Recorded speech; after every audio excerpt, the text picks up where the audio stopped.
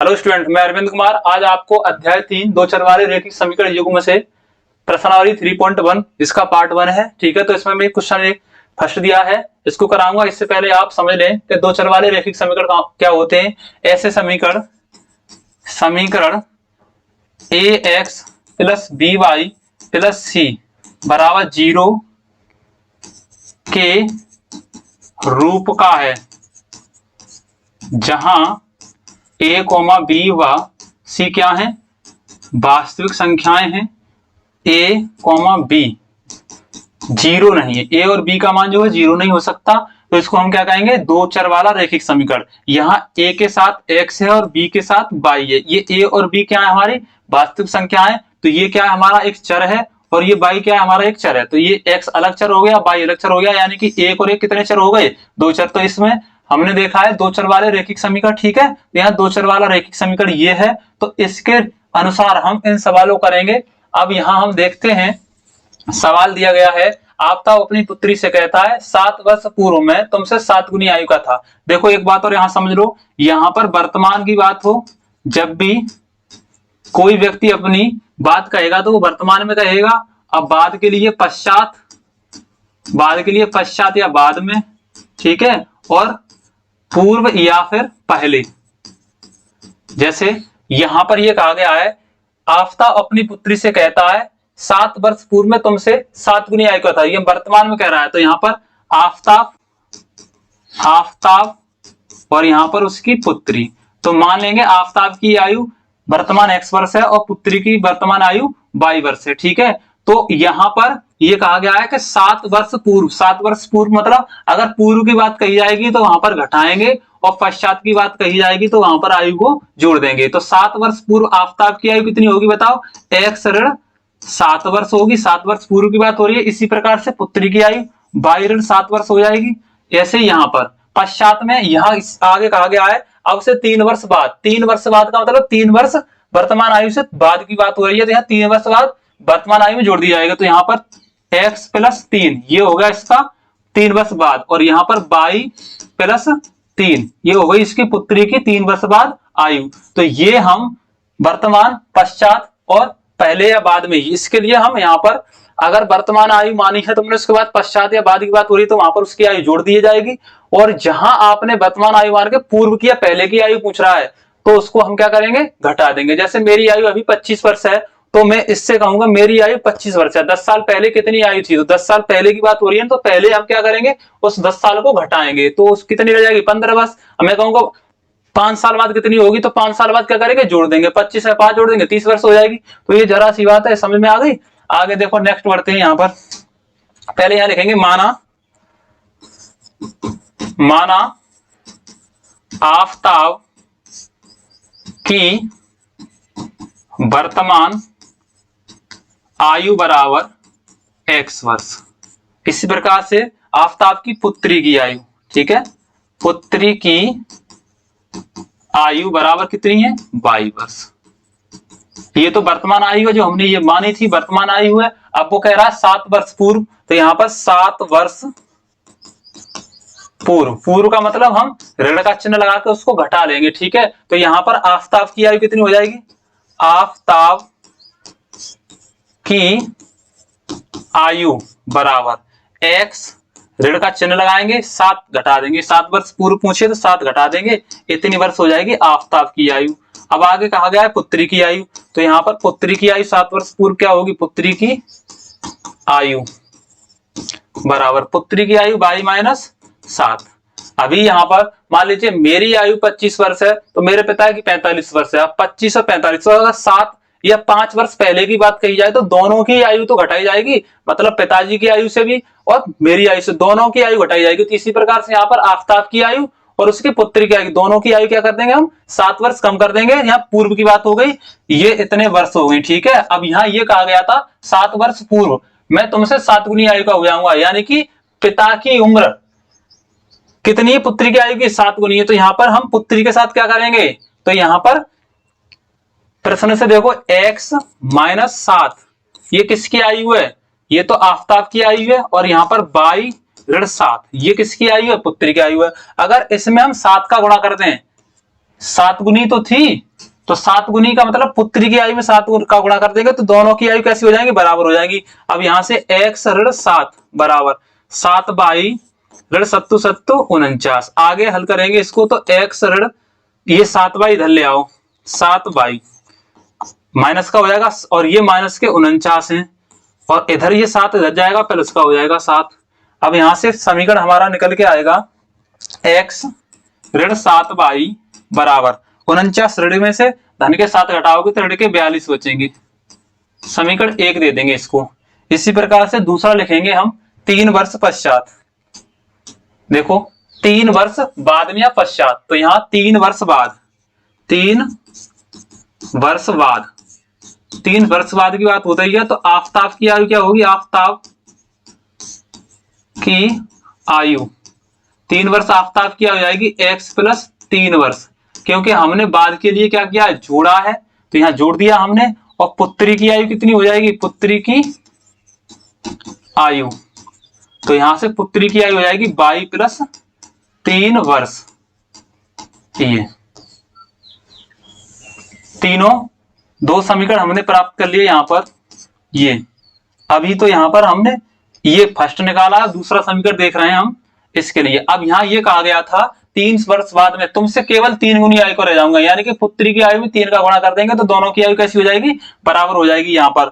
तो यहां पर लिखेंगे बाई ये पहले पिता की यानी आफताब की आयु 3x प्लस 3 बराबर पुत्री की आयु वायु धन 3 बाई बराबर वो बाई धन 3। अब इसमें हमने पुत्री की आयु में 3 का गुणा कर दिया तो पिता की और पुत्री की आयु क्या हो गई, बराबर हो गई। या फिर इसमें पिता की आयु में 3 का गुणा करेंगे क्योंकि पुत्री की जो आयु है वो पिता की आयु से 3 गुनी कैसी है, यानी कि पिता की आयु 3 गुनी है 3 वर्ष बाद। तो यहां इसका गुणा कर लिया x प्लस 3 बराबर बाई का गुणा करेंगे 3 के साथ तो 3 बाई धन और धन 3 तिया 9। इसको इधर ले आएंगे x ऋण का 3 बाई हो जाएगा बराबर में 9 पच्छांत करेंगे 3 तो x ऋण 3 बाई बराबर 9 में से 3 कम करेंगे तो कितना बचेगा 6। इसको दे देंगे समीकरण नंबर 2। तो एक समीकरण ये हो गया और दूसरा समीकरण हमारा ये हो गया, ठीक है। तो यहां पर बीज गणितीय दो चर वाले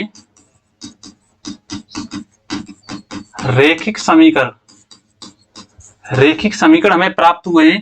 पहला है x ऋण 7 बाई बराबर ऋण के 42, ये समीकरण 1 प्राप्त हो गया। और दूसरा x ऋण 3 बाई बराबर 6, ये समीकरण 2 प्राप्त हो गया, ठीक है। तो यहां हमने बीजगणितीय तो निरूपण कर लिया, इसका बीजगणितीय समीकरण निकाल लिया। अब हम इसको ग्राफी रूप में ही व्यक्त करेंगे, ठीक है। तो पहला है x ऋण 7 बाई बराबर x ऋण 7 बाई बराबर ऋण के 42, ये समीकरण 1 है हमारा। और इसी प्रकार से दूसरा समीकरण है x ऋण 3 बाई बराबर 6, x ऋण 3 बाई बराबर 6, ये हमारा समीकरण 2 है। तो अब इसके निर्देशांक ज्ञात करने के लिए हमें जब इस पर ग्राफ बनाएंगे इस पर तो इसके निर्देशांक ज्ञात करने होंगे तो इसके लिए एक टेबल बनानी पड़ेगी, ठीक है। इसको हम इतना लिख सकते हैं, ये 7 बाई है, इसको इधर ले जाएं तो x बराबर कितना हो जाएगा 7 बाई, तो इधर हो जाएगा धन का और ऋण के 42 इधर है ही मौजूद, ठीक है। ये अब यहां से हम इसको भी कर लें हल, x बराबर 3 बाई इधर ले जाएंगे तो प्लस का हो जाएगा 3 बाई और प्लस के 6 यहाँ पहले से मौजूद है। ये है हमारा दूसरा समीकरण, ठीक है। और ये हमारा पहला था। अब हम इसके लिए क्या बनाएंगे, एक टेबल बनाएंगे। ये यहां हमने रख लिया x, या x बराबर है तो एक जगह बाई रख ले, एक जगह x रख ले। तो यहां पर x रख लिया जाए, यानी कि x बराबर 7 बाई ऋण के 42 और यहां रख देंगे बाई। इसी प्रकार से इसके लिए भी बनाओगे आप टेबल। ये यहाँ एक तरफ x बराबर समीकरण लिख देंगे पूरा 3 बाई धन 6 और यहाँ लिख देंगे दूसरे में बाई, ठीक है। अब इसके लिए यहाँ पर हम बाई का मान कितना रख दें, बाई का मान मैंने यहाँ पर अगर रख दिया 7, बाई का मान 7 रख दिया तो 7 7 49 हो जाएगा। 49 में से 42 कम करेंगे तो 7 बचेगा। अब बाई का मान मैंने रख दिया 6, तो 6 7 42 और 42 में से 42 कम करेंगे तो क्या बचेगा 0। अब मैंने रख दिया यहाँ पर 5, तो 5 7 35 और 35 42 में से कम करेंगे तो ऋण का कितना बचेगा 7। 35 तो धन के और 42 ऋण के, 42 में से 35 घटाओगे तो ऋण के कितने बचेंगे, 7 बचेंगे। ठीक है, तो यहां से जो निर्देशांक प्राप्त हो रहे हैं हमें ए के हो रहा है 7,7, बी के 0,6 और सी के ऋण 7,5। ये यहां से ए बी सी के निर्देशांक प्राप्त हुए।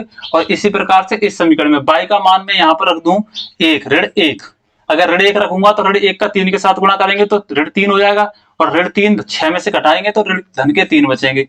अब यहाँ ऋण के 2, तो 3 दूनी 6, ऋण के 6 हो गए, धन के 6, तो यहाँ पर भी 0 हो गया। अब यहाँ मैंने ऋण के 3 रख दिए, तो 3 तिया 9, तो ऋण के 9 हो गए, और धन के 6, तो यहाँ पर फिर भी ऋण के 3 बचे।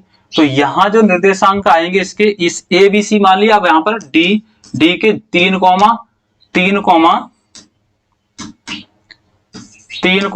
1, ई के यहाँ पर 0 ऋण 2, और एफ यहाँ पर एफ के निर्देशांक ये लिख देंगे ऋण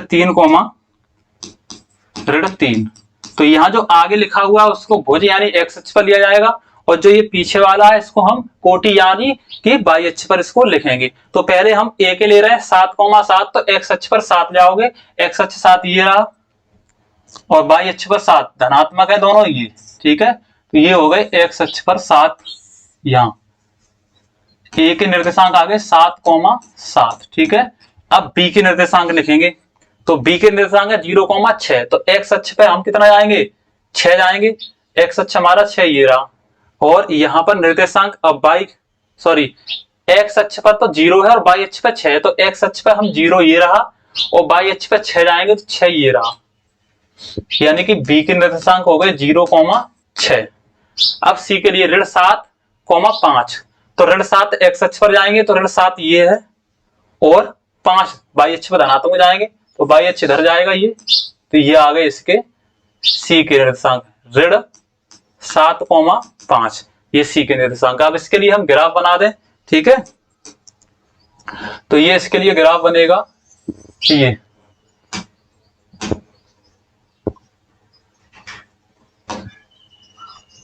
ये बन गया ग्राफ हमारा।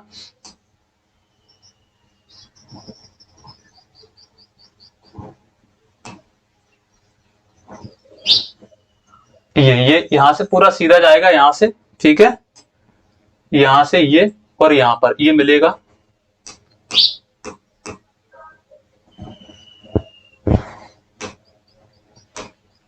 इधर से बना रहे हैं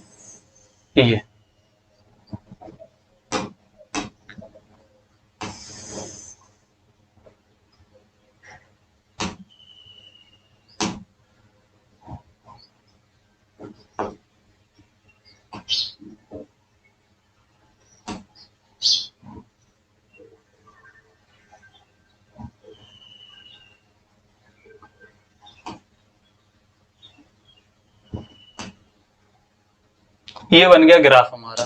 तो ये किसके लिए बना है, समीकरण 1 के लिए, यानी कि y बराबर ये समीकरण बन गया y बराबर x बराबर, इस समीकरण के लिए x बराबर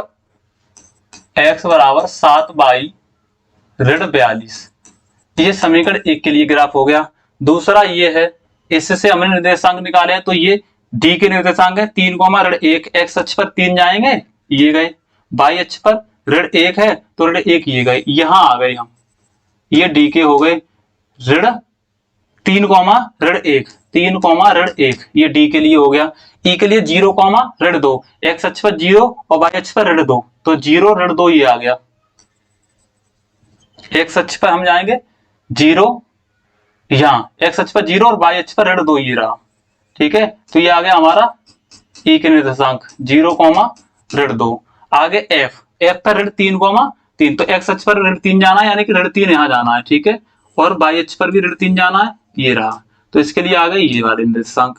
तो ये एफ के लिए हो गया ऋण 3, ऋण 3। अब इस पर हमें ग्राफ बनाना है, तो इस पर ग्राफ ये जाएगा इस तरह से।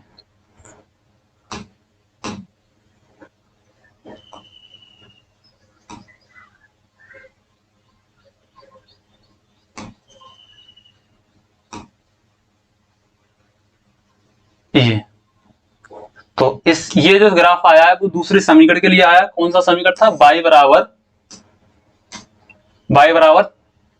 x बराबर 3y/6। ठीक है, तो ये जो आया है इस x बराबर 3y/6 ये समीकरण 2 के लिए ग्राफ बनाया है। और ये हमारा जो ग्राफ आया है वो x बराबर 7y/42 के लिए। ठीक है, तो ये था इसका ग्राफीय निरूपण जो कि इस सवाल में हमने इसको समझाया। ठीक है, तो आगे नेक्स्ट क्वेश्चन को अगली वीडियो में देखेंगे। धन्यवाद।